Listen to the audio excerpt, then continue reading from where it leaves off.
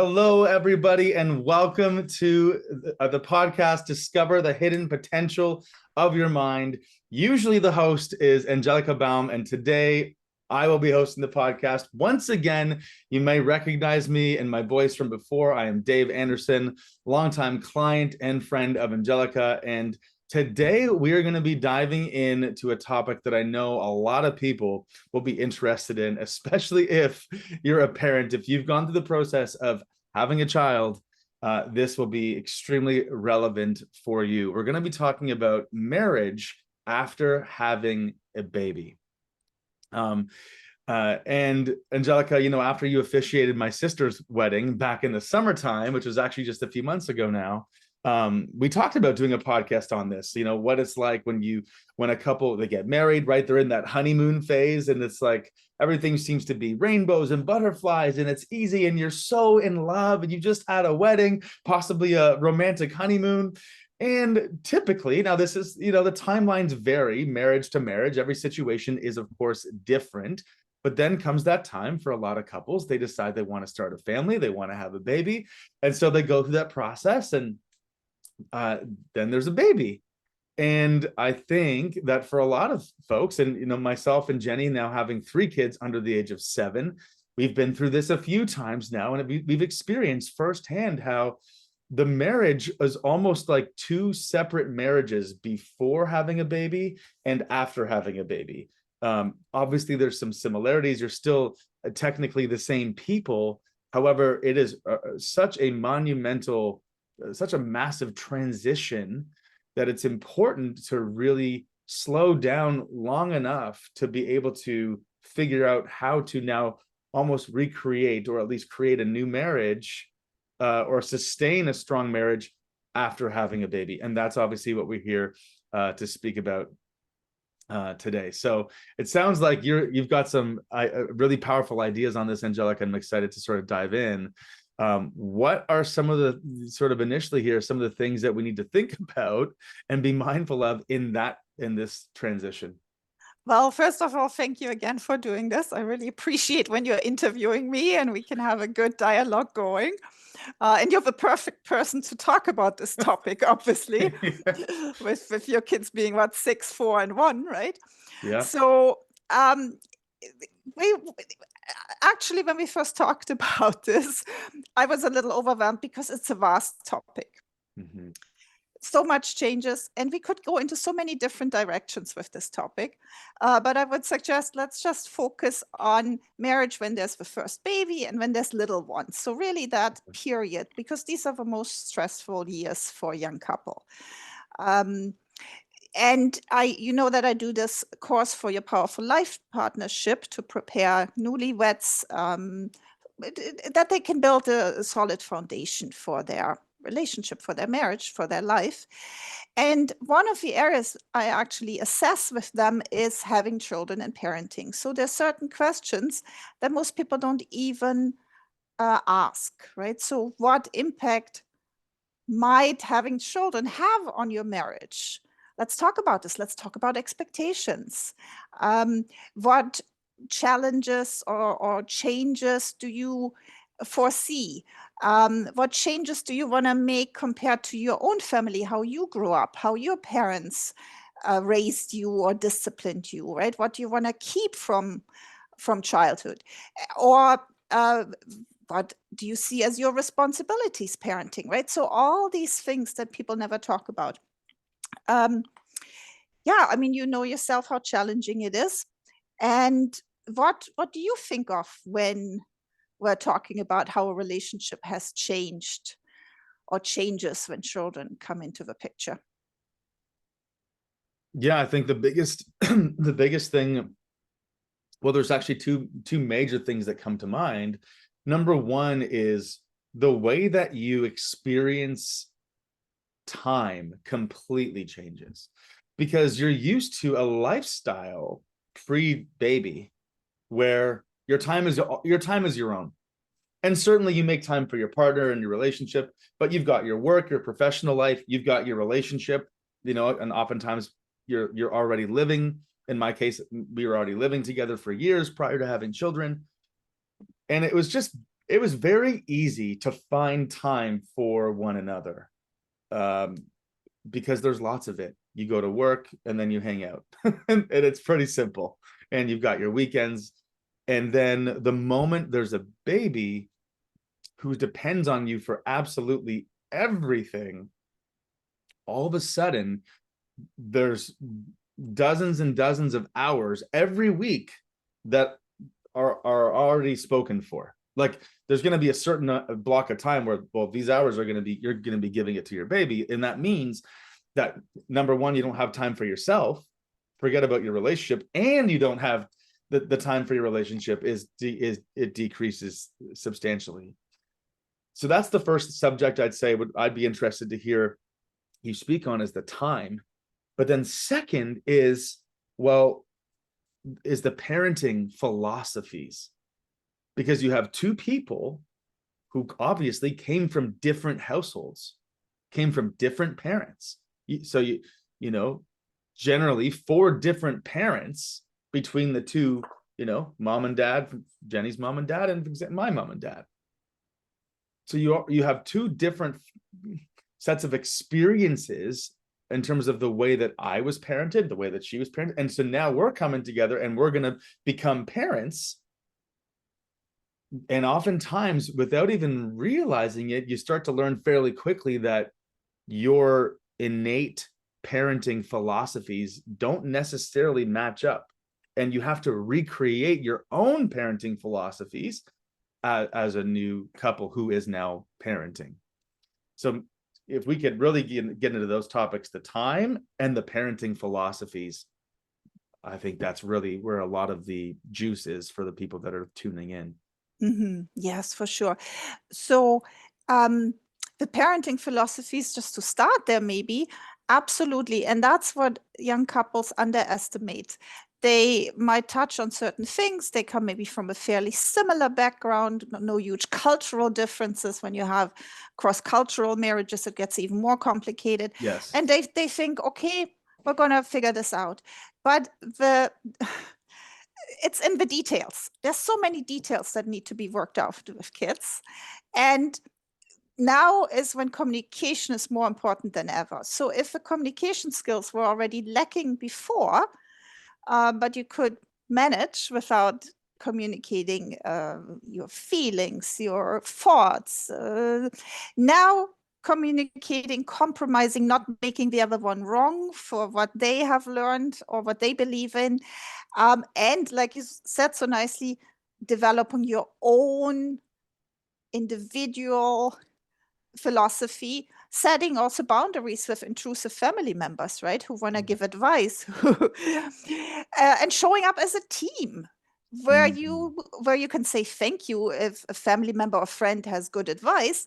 Thank you, we'll think about it, but making very clear that you as the couple are making the decisions. So this is where really connection is challenged. I'm always so big on connection. Like when I work with couples, no matter what period in their life, in their relationship there I add, I get them connect, make eye contact, touch, listen deeply, share properly, feel each other. So that's where young parents often, and that's where the topic time comes in, experience a disconnect, because most of the time is allocated to the children. And children, I mean, small children, of course, demand our attention, rightfully so, right? They need a lot of touch and physical closeness. They're really dependent on us. And then often at the end of the day, it feels there's no energy left for my partner. So all these wonderful advice on romantic date nights and so on. This is good advice, but we also need to be realistic. You need to find reliable babysitters. That's why I would recommend to a couple to already, before they have children, basically talk about who could be a reliable babysitter, who would be willing to really step up and help us out. Because family time is important, but time together as a couple is also extremely important to keep that connection. If we put the marriage on autopilot, that's where most people fail. I think 50% of all young people today can expect that by the time they're 18, they're living in a one-parent household. Because parenting after children, relationship after children, when the parents get so much more complicated.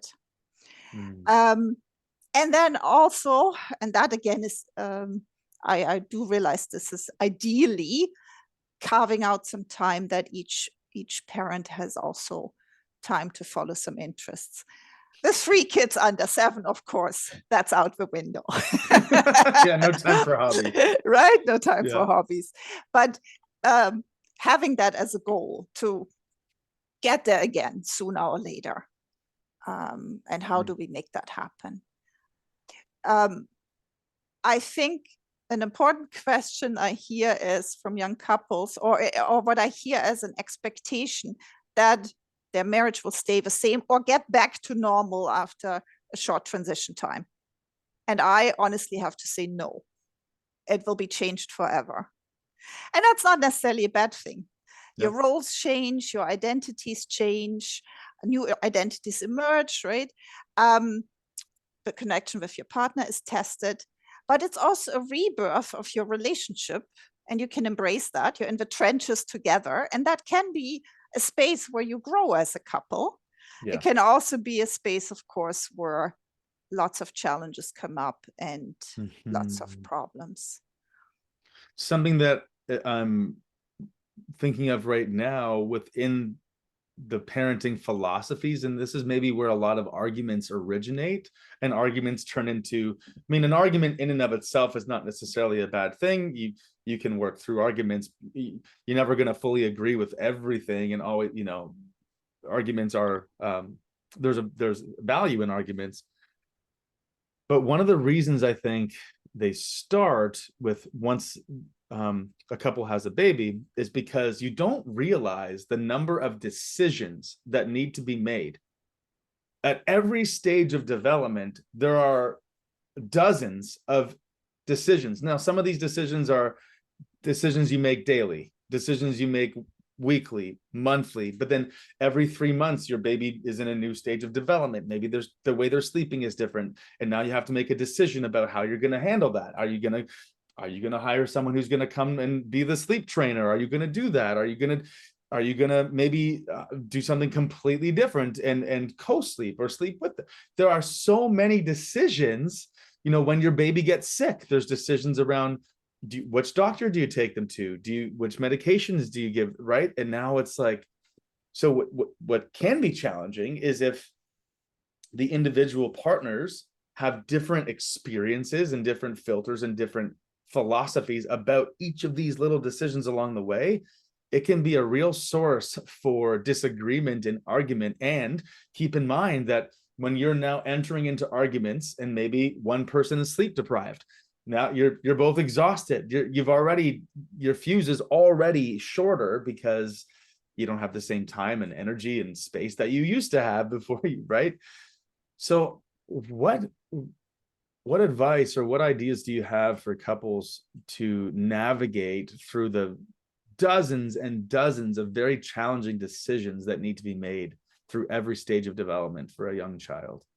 Yeah, you're absolutely right. The lack of sleep is a huge factor, right? 4 out of 5 primary caretakers express this overwhelming fatigue that they have.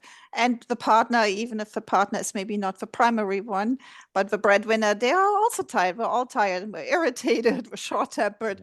We're not capable of problem solving very well. Yeah. So there's a lot of cutting each other slack, right? And then again, the stronger your communication skills are before you get into the situation, the better. Then you can fall back onto habits you already have, where you have a habit to have a caring and sharing time, where you check in with each other. Lots of new mothers, new fathers long to hear some positive comments from their partner. They want to be assured that we're good mothers, we're good fathers, we're doing our best, right? The birthing mother. I mean, there could also be two mothers in a family, right? So I'm trying to be mindful of my wording here.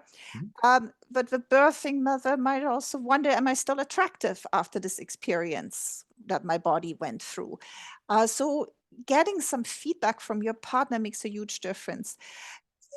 I mean, the first huge hurdle is already the birth experience itself. Like, in 8 out of 10 cases, that experience itself affects the relationship. It's a powerful, life-changing experience. And I mean, I'm sure that's already the case when everything goes as planned. But then when problems show up, this is even more so the case. Like, I mean, I know your third one was a preemie, right? So that was probably a totally different level of stress. So that experience itself needs to be processed. That's where it really starts.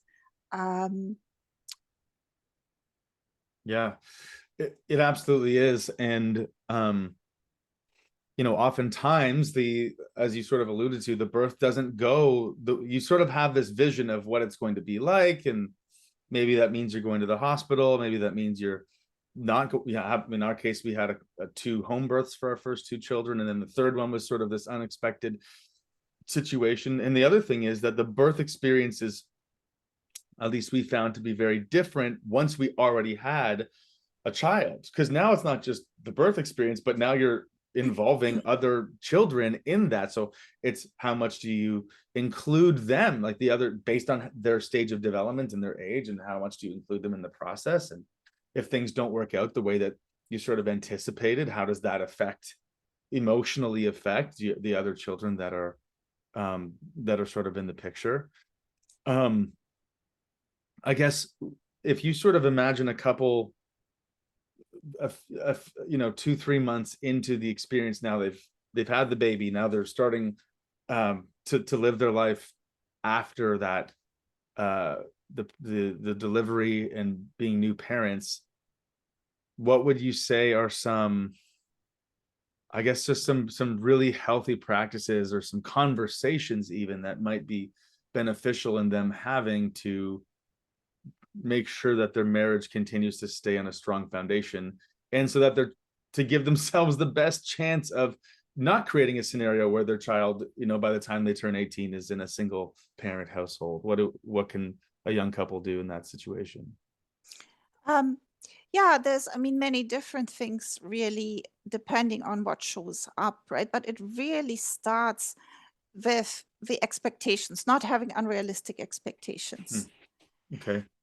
When we start out with this expectation that our marriage will both be back to normal, and we have expectations of marriage always being interesting and stimulating and supportive and satisfying, and we have ideas of parenthood, and we expect that we will turn into these new wonderful versions of mothers and fathers.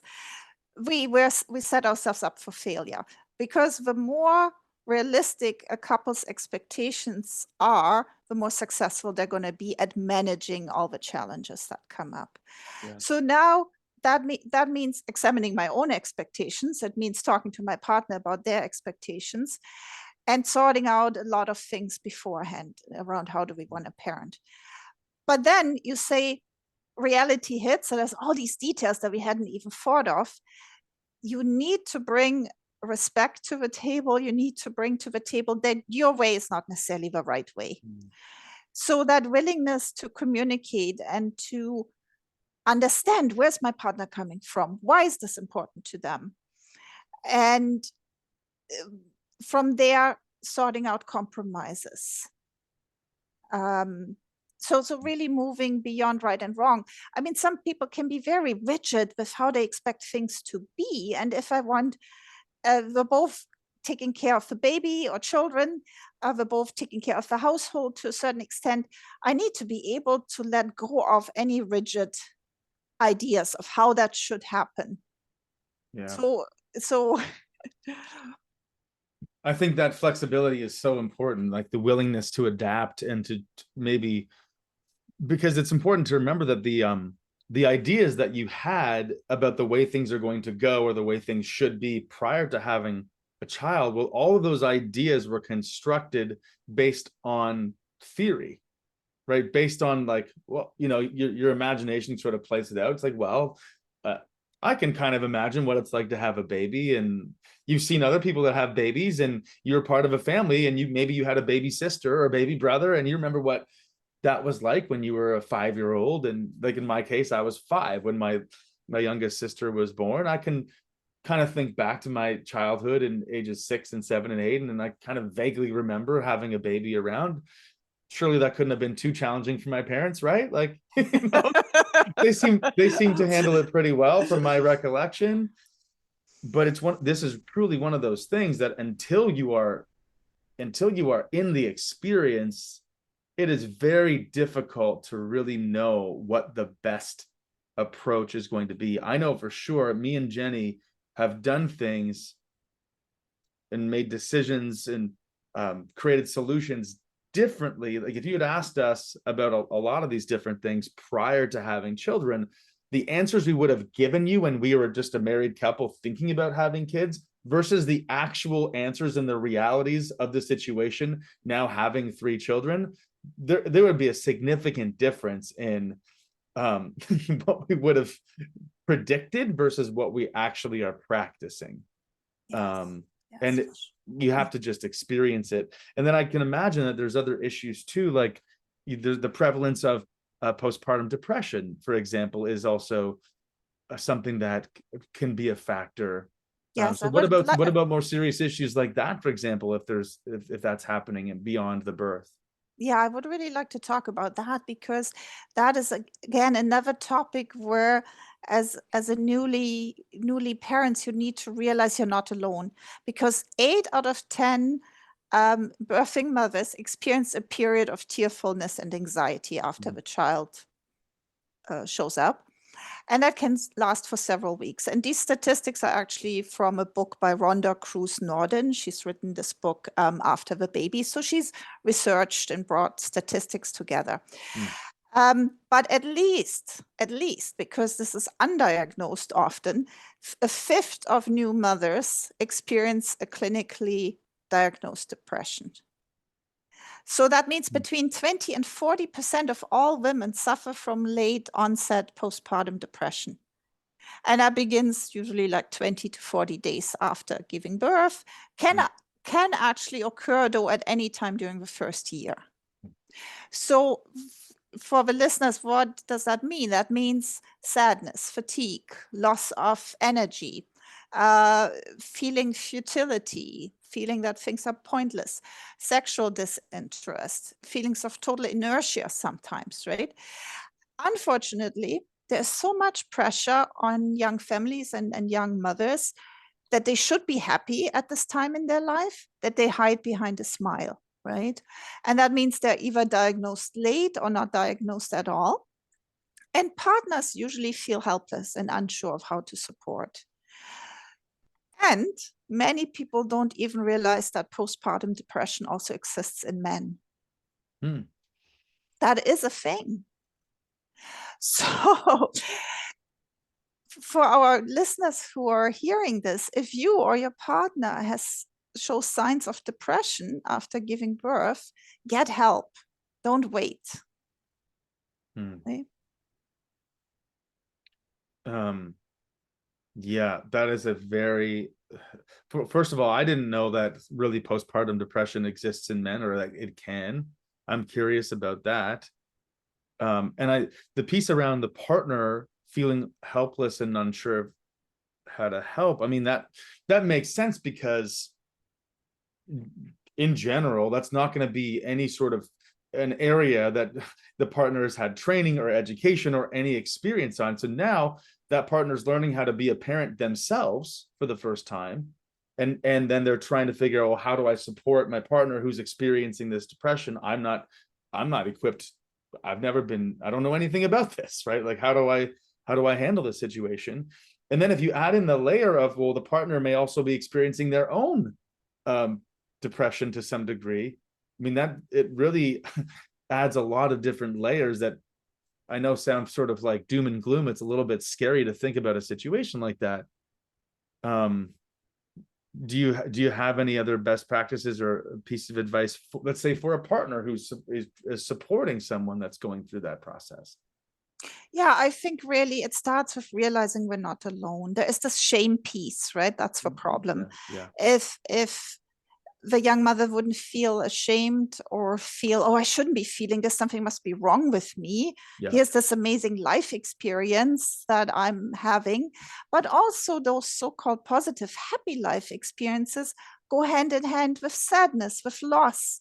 There's something new. It's a huge change, right? It doesn't just happen when the so-called negative things happen, where someone dies or I'm losing my job or whatever. It also happens with these often highly anticipated and looked forward to events like getting married, having children. So first of all, realizing this is normal. There's nothing wrong with me at all. Right? Because there's so many factors here: the hormones, what the whole situation was, how much support there's afterwards. So really, And the sleep, the lack of the sleep, right? sleep, yes. That's not going to help when someone's going through depression and then they're also not getting enough sleep.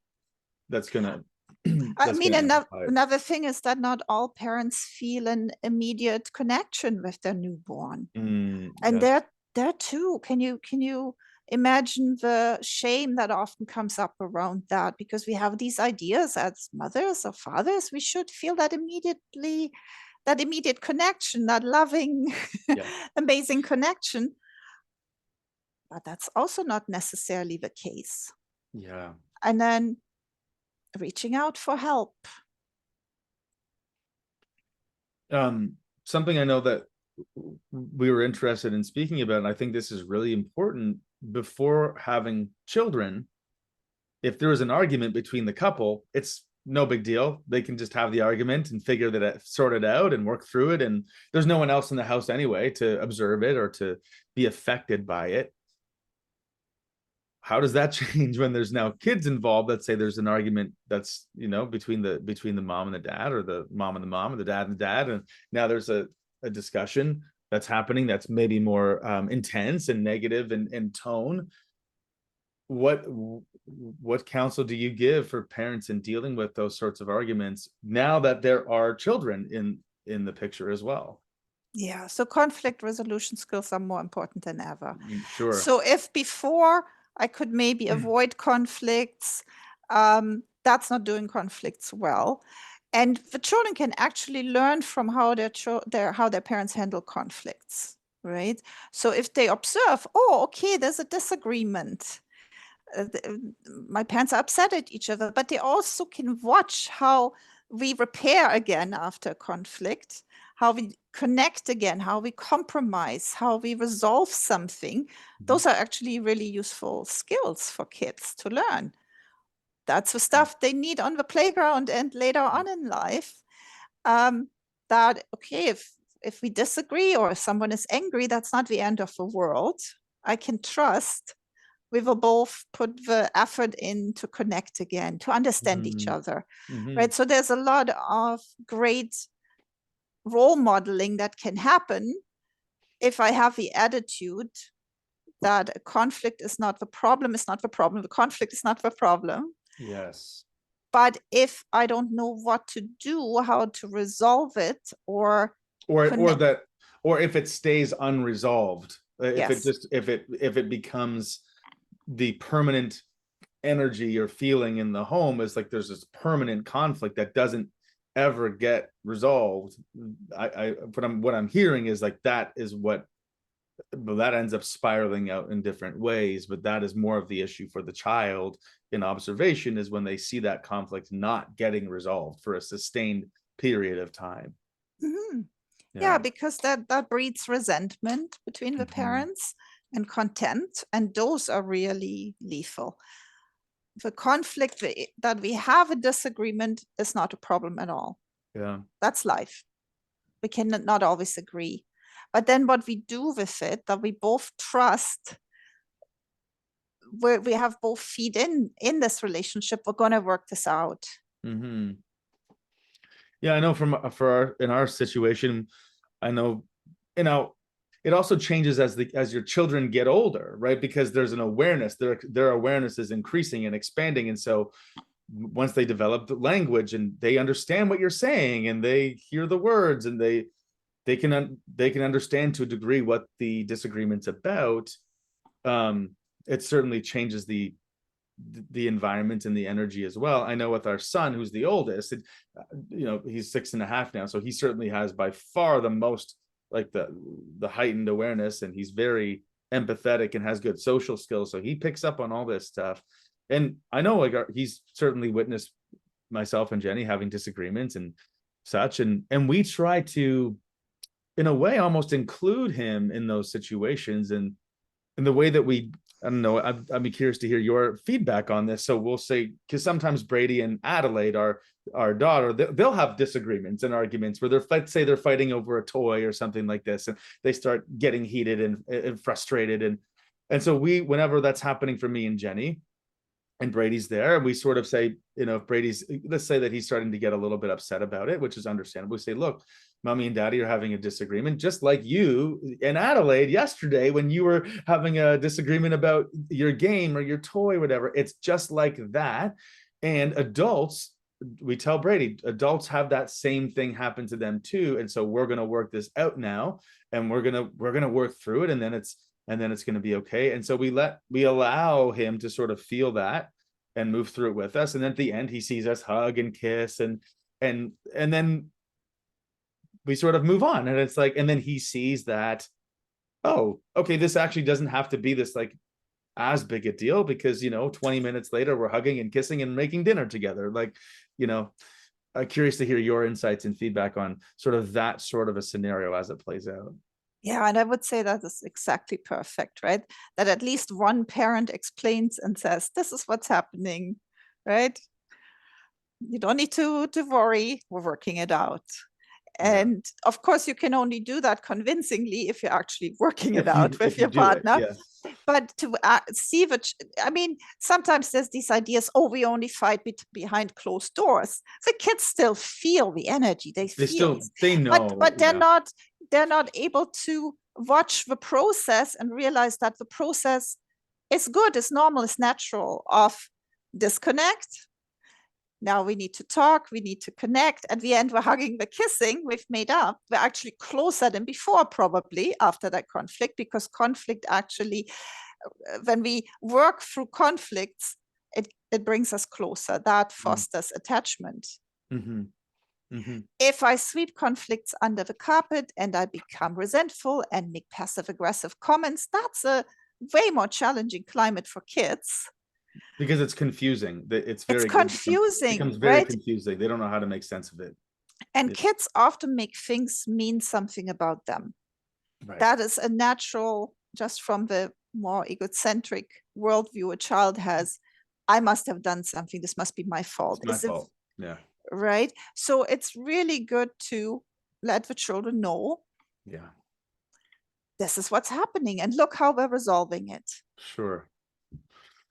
I know we're coming up to the end of our time here in a few minutes. What can parents do to reconnect and not lose sight of the relationship with each other? If maybe they have felt like there's a bit of a disconnect after having kids and they're going through all these feelings and challenges, what can they do to sort of really reconnect and bring things back on track with their relationship? Yeah, you do need to make time to talk.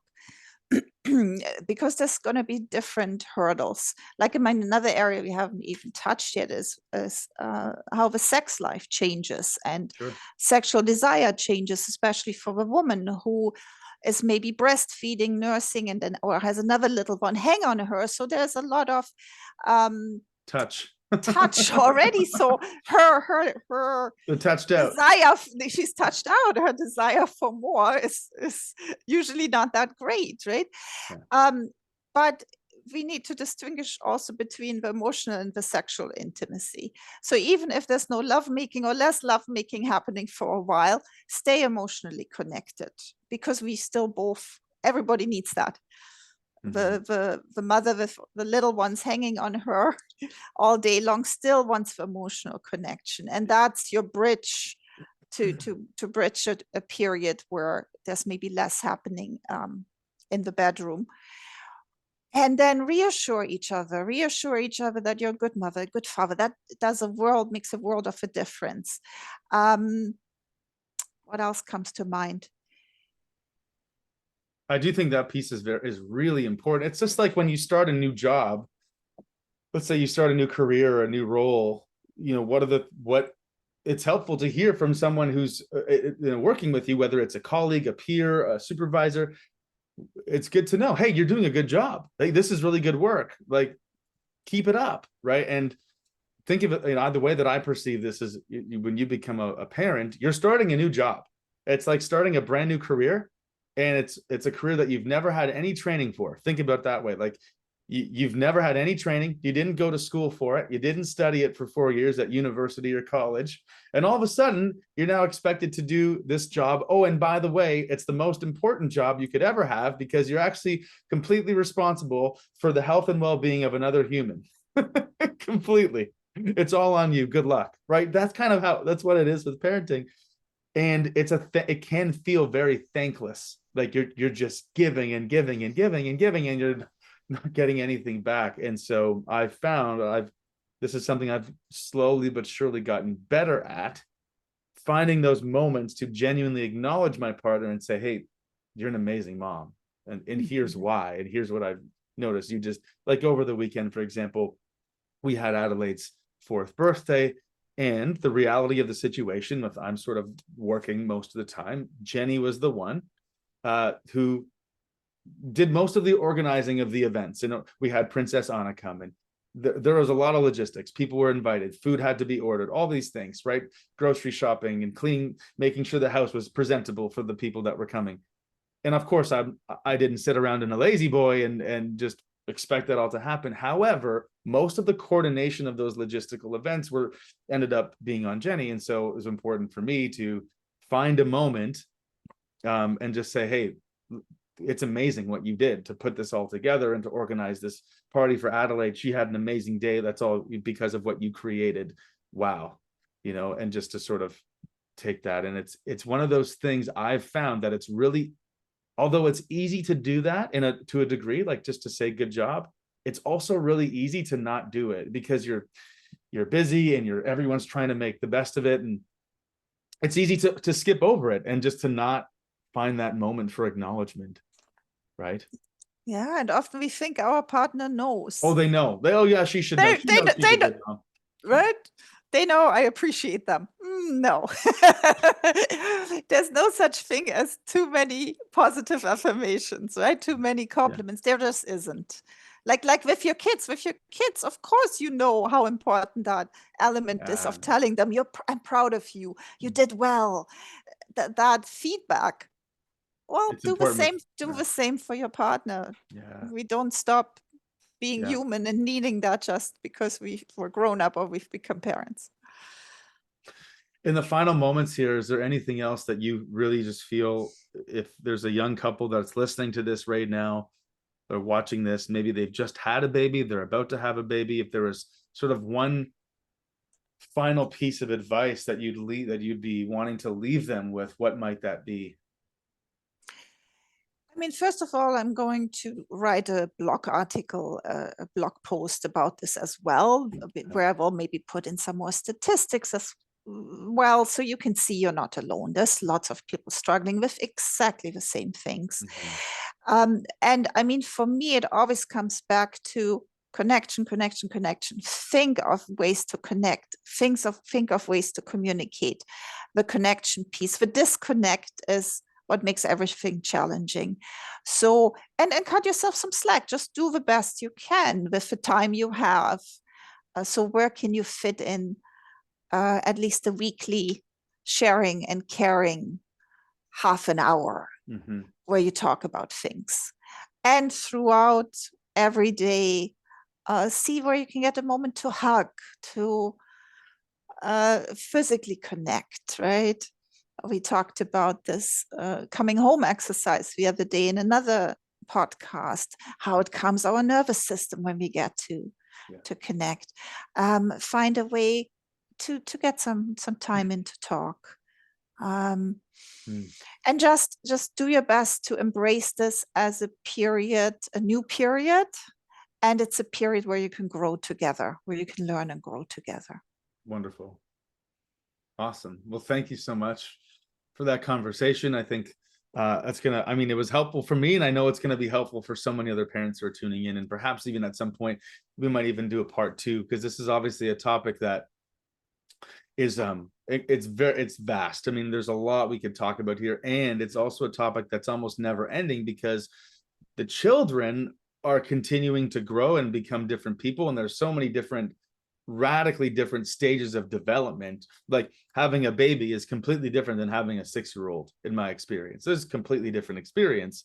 And that again is completely different from having a teenager. And that's different from having a 14-year-old or a 17-year-old or someone who's now going to college. I mean, you have all these different, and then what's happening is the parents are changing too. It's not just the child. Like, you know, it's different. You know, being a 30-year-old is different than being a 50-year-old, right? And so, etc. This could go on for a long time. So I think there might even be a space for a part 2. So thank you, Angelika, for that conversation. Thanks to everyone for tuning in, for being here. And please don't forget to subscribe to the podcast, share the podcast. If you can think of someone that you know would benefit from hearing this conversation, absolutely go and share this with them. Send them the link. And thanks for tuning in. We'll catch you next time.